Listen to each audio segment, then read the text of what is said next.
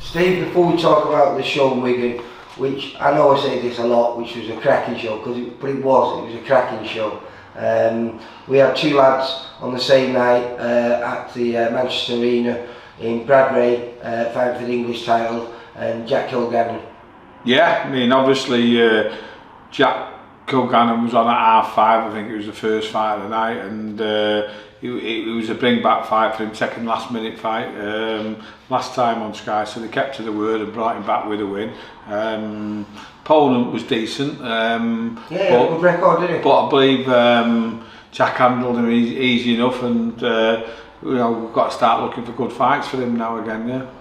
And then we had Brad Rea, didn't go the way we wanted it to go, but it was a good fight. Do you know what? I've not had a chance to watch it properly. I watched some of it while I was working on Saturday at Wigan on the phone, and then I thought I'd watch it back yesterday, but I couldn't find it anywhere. I believe it's on Sky now, so I'll look at that tonight. But it's one of those fights, isn't it? It was 14-0, an English title fight's the level that he's at, and it was a very tough and experienced kid he was fighting, Tyler Denny, and it was never going to be an easy fight. I mean, people expected him to win simply because he was 14-0, and we thought he was going to win, but it was a bad day at the office for him. He didn't fight as well as he could do in the little bits I've seen, and I've spoke to a few people and swapped a few texts with Brad, but it'll be a learning fight for him, and he can come through with it. I believe, again, he nearly stopped him in the ninth with a good body shot, but it wasn't to be, and that's boxing, isn't it? There's a process, and the process includes bumpy rides, and one good thing about Brad is he won't moan about it, because he wants to be in good fights, and he was in a good fight, he just didn't perform to the level we know he's capable of, and obviously what he wants to do as well. But I've no worries about Brad, you know what I mean? He knows the boxing, he loves boxing, and he'll carry on with it. He's not one to have people whispering in his ears and getting upset about it. He knows he got beat by the better man on the night, and fair play to Tyler Denny, but Brad Rea will be back, and we'd have no qualms in having a rematch. Yeah, well, I must admit, like I say, I don't think Brad performed as well as we know he can do. But I must admit, Tyler Denny was really good on that. I think it was the best I've ever seen him. Yeah, I mean, his upper body movement making it hard for Brad. And one of the things I've seen in the little clips I've seen is that Brad wasn't letting his hands go like he normally does. And if anything, he lets them go too much. But on Saturday night, he seemed to be getting in the range and not throwing him. And I wouldn't say he was getting counted because he weren't throwing, but he was then getting hit when he should have been doing the hitting. But again, I've not seen it. He might have been getting caught with some big shots earlier on, which made it tentative for him. And again, that's experience. Tyler Denny's been in a lot of hard, tough 10-rounders, and he was the first one for Brad. So it was a big step up for him, believe it or not, even though he was 14-0, but it was one we thought he was capable of winning, and from what I'm hearing about the ninth, he nearly turned it round and won then. So it's boxing, isn't it? There's a winner, there's a loser, and unfortunately Brad was a loser on Saturday night, but he will have gained a load of experience from that and come back a better fighter. Yeah. And then back to our show in Wigan, which was near enough every fight was a cracker. Started off with Brian Collins against Sanchez. Big puncher, and he proved to be a big puncher because he put Brian over in the first round. Yeah, do you know what? I watched the first round, and Brian gave a masterclass. He looked fantastic, and I went to do some work. I come back, and just as I come back, he heard the count, so I just presumed Brian had put him over, but I looked and it was him on the floor, and he got up fairly sharpish, so I'm thinking I might have been a flash knockdown, but then he got hit with a couple more belters, managed to get through it, so he's lost that 10-8, so it's always a difficult one over 4 rounders, but for me I thought he won the first, third and fourth, so I was expecting a 38-37 for him, but 38-38, it's a draw, it's not the end of the world, and we're looking to make that as a rematch on our first show in Liverpool in the new year. That'd be something to start getting the punters in, because, like you say, this was a great show on Saturday, and this is the sort of shows that we've got to keep doing. I know we've had some belters in the past, but we've also had some that have let us down. But Saturday night was the sort of standards that we need to achieve, because all the lads, and most of them won, will have learned from them fights, because they weren't easy ones. No, it wasn't. And a kid who, I don't think he's one of our fighters, but he's fought on our shows a few times, Jamie McCarthy, in another belter with Martin Shaw. Yeah, I mean, I don't mind putting Jay on our shows, because he's incapable of being a bad fighter, isn't he? He just wants to have a fight. And he's a Scouse Jay Brainy. To be honest with you, he's very entertaining to watch, and you know, he actually got hurt at the end of the fourth, didn't he? And just managed to get through and get the win, and it was a well-deserved win. And like you say, anyone who come to watch that fight, or just come to watch a fight, they seen one. It was great. Yeah, it was very enjoyable. And then we had the return after close to nearly 4 years out, big cruiserweight Mike McKay against one of Dave Allen's lads, Ryan LeBeau. Yeah, it was a comfortable win for Mike, wasn't it? You know, he's been out for a while, and he needed to get some ring rust off and fight in a competition. I mean, he was a good quality amateur, and you know, those 4 years have probably affected him because of his age and everything like that. So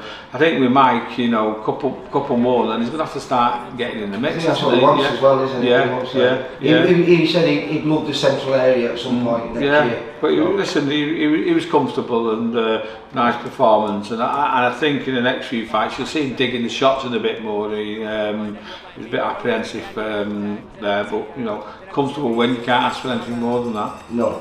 And then the kid who surprised us a little bit, the Greek kid, Stathos, he fought a kid making his debut, Jake Smith, and thought he was going to get him out in that first round. Yeah, he's obviously a stiff puncher, isn't he? I mean, we've not seen anything of him.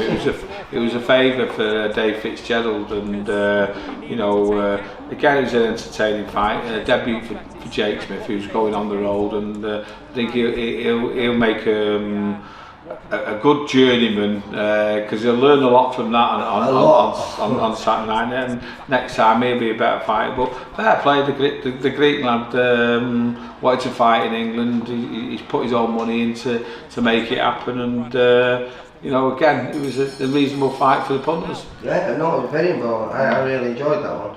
And then we had Blackpool-based Jackson Hume, who not fought for, I think, 4 years. He's another kid who's been out for a while. Didn't know much about him, but brought a decent crowd. It was a noisy crowd. I think they'd all been over to Wigan at the football, hadn't they? So it was half can when they come in, but good natured, good spirit, and Jackson gave him something to cheer about, because he's all action, isn't he? I've not seen him fight before, but I think we're going to have Action Jackson. Is that right? Yeah, we're going to have some entertaining fights with him, aren't we? He's not going to let the crowd down, and you know, I'm keen on building Blackpool up again, because I love the Winter Gardens. We've got, I think, 3 dates there next year, so you know, he's going to be active, and he needs to be, doesn't he? Yeah, I really enjoyed it. They were unfortunate. Lennox Lisco should have been fighting, but Brett Fidell's, was it his child? Yeah, we got a phone call on the day that his son weren't very well, and he had to go to hospital. So obviously, Brett had to go. I mean, it's disappointing for us as the show, and disappointing for Lennox, but you understand it, and I just hope everything's okay with his son, and we'll do that again. Yeah. It was, and then we had Jake Barton returning to winning ways against Edgar Sneezer. Yeah, listen, it wasn't an easy one to come back with, and I thought Jake boxed really well, and as I say, when you're coming out of a knockout loss, you a bit worried about how they're going to fight, but no, he didn't seem to be shaken by that, and I know he's keen to get a couple of wins and then have another go at something. So yeah, it was a good win for Jake, and exactly what he needed. Yeah, and like I say, it was a very, I just said it was a simple performance. He went out there and he did what he needed to do. Caught him with every single shot on the punch and never took any, and that was the important thing. Because Mickey Ellison caught him quite a lot, didn't he, in his previous fight. And then what can we say about it? We knew it was going to be a good fight, but sometimes he don't always deliver. Well, this one delivered in buckets. Johnny Boy Kiley against Jake Bray, mate. It was just unbelievable for 6 rounds, wasn't it? You know, I know in the first round Jake buzzed John Boy, didn't he, with a big shot, but you know, John Boy can't help but being in a good fight. He just wants to fight, doesn't he? And he neglects his defence to try and to have an attack, and Jake Bray's very similar, isn't he? You know what I mean? He just wants to fight, and that's what all the punters see. And do you know what? 60-54 was probably the right score because John Boy was just in front all the way, but he makes you think, well, Jake deserves a share of a couple of them. Yeah, I was going to say, if he got a share of a couple of rounds, you wouldn't complain, would you? But someone's going to go 60-54, that was a one-sided fight, and it wasn't, it was good. You know, I really appreciate Jake Bray pulling in after Owen Kirk pulled out, and you know, giving the punters what we wanted, because I did this tournament to give 50-50 fights, and as I say, 60-54 doesn't give you a true reflection of what was a great fight, and thanks Jay. And John Boy was having problems with the board getting passed through, so for him to fight like that after he'd been, you know, we had to take 2 days off work to do medicals, and we were still getting a medical at 8 o'clock on Thursday night, you know what I mean? It was a mad situation, but come through it, great fight, both got paid for Christmas, which is good, yeah. Yeah, no, it was really enjoyable. And I felt a little bit sorry for Casey Brown and Reece Woods because they had to follow that. That was the second semi-final. And it was a good fight in a different way. It was a little bit more technical than the war that Johnny Boy and Jake had. But what was surprising about it was the result, because no one, not a single person. I go to all the gyms, I talk to them, I ask the questions of, you know, who do you think is going to win? And absolutely, hands down, everyone said Casey Brown is going to win the fight against Steve Woods. He was self-proclaimed favourite for it, wasn't he? You know what I mean? He was ultra confident he was going to win it. And if you look at 100 amateur fights and experience against Reece, I think he had 7 or 8 amateur six amateur fights, today. Yeah, you would say Casey was a favourite. I mean, it did follow a barnstormer, and I expected a better fight than we got, to be fair. And I'm not knocking him. The southpaw and the relaxed style of Casey just didn't gel. There was a lot of holding and shoving. And my thoughts on the fight was that I couldn't split them because it was that bad of a fight, really. You know, it was tough, but you know, Reece Woods, a nice kid. Again, we're talking about coming back off a knockout from Jake Brown. He wasn't. It was a big task for him, really, to do that and come and beat Casey Brown. And you know, he's in the final with John Boy. You didn't have to say John Boy's a favourite, but you know, he could punch a bit, Reece Woods. You know, he hurt Casey in I think the second or the first, and then with body shots in the fifth. And you know, don't write him off. Yeah. No, you definitely can't write him off. And the thing was, what I noticed on the night was how big he was. How big he was, and actually out of the 4 of them that weighed in for that tournament, he weighed in the lightest. Yeah, you know, he's got that physical size that you perhaps need, you know, even more so than Johnny Boy as well. Well, he goes into the final. I think it's at Bolton early March, and obviously Casey Brown, the loser, but the deal was that they still do 6 rounders and the winners will do an 8 rounder. So it's an 8 round final with John Boy Kiley v Reece Woods, and then the losers, Casey Brown and probably Owen Kirk will come back to fight him there. That'd be you know, that'd be interesting, and that's what we want. We want these 50-50 fights, don't we? Do you think we can make anything more like? Because you've got a lot of fighters. Yeah. Listen, I want to make them in Saturday night work, didn't it? And I'll have a look at some different ways and try and make them in the boxers for these. Even though they all knew each other, took it without even No thinking hesitation, about it. was And it? you know what?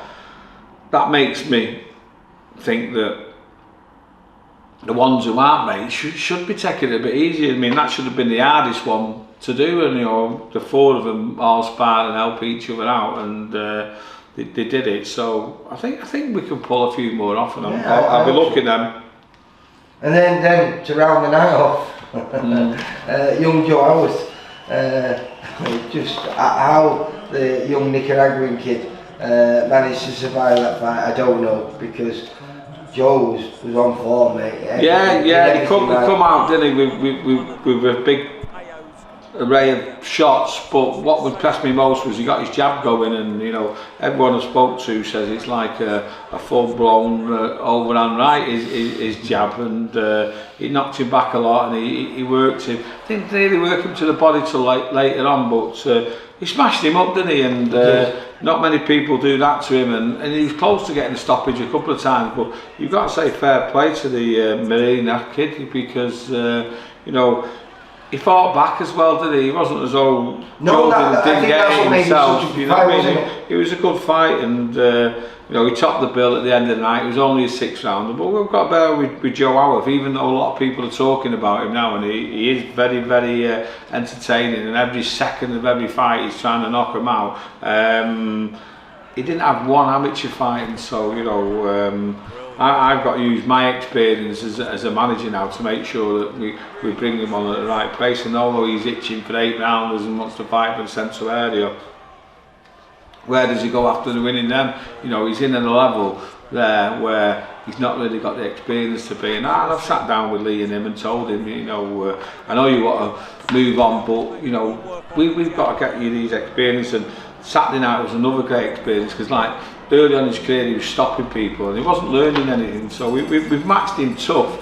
Obviously we matched him where we think he's going to win, but we've matched him tough to get the rounds out, and he's had some out of the rounds now, and he's got to improve, and he's more than capable of improving, and these are the fights that make him better. So well, I think he suffered his first cut. It was a head clash halfway through the fight, and so like again, that's another little. Yeah, I seen him getting stitches in his cheek after the fight, and he was crying. yeah, I don't know where he thinks he's called Gorgeous George from, but he might have had a bang on his head. But no, listen, he's always in entertaining fights, and you know, I think the crowd in Wigan are coming out to support him, because they know they might have a champion in the process. So next year, 2023, we'll get him to the stage where in 2024 he will be fighting for titles. Might only be English level or something like that, but you know, he'll get there, Joe. But we can't rush him.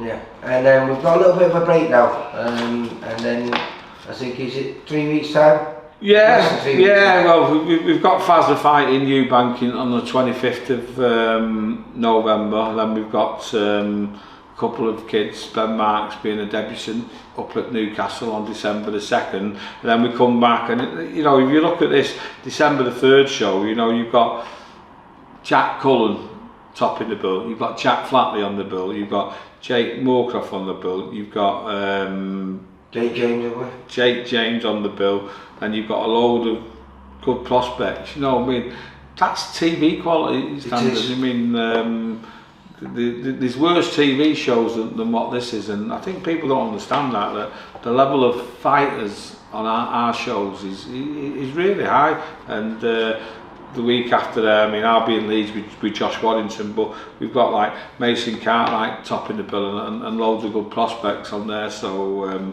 you know, yeah, because on that night you're talking about the Liverpool show, December the 10th.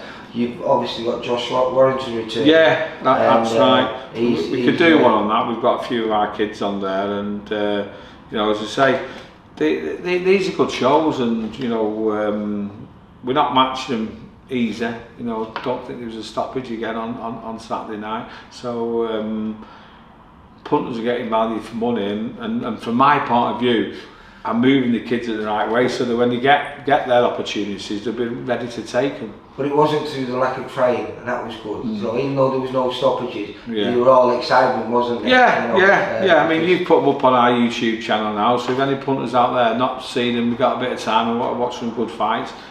Well, I certainly recommend the Jake Bray and Johnny Boy Carter, because if you want 6 rounds of absolute joy, it was just fantastic. Yeah. All right then, Lee. All right, Steve. See you soon, fella. Bye bye. Bye. For all boxing info, news and latest interviews, amateur and pro, across the north, click and subscribe. VIP Boxing Promotions. Also Twitter, Instagram and Facebook.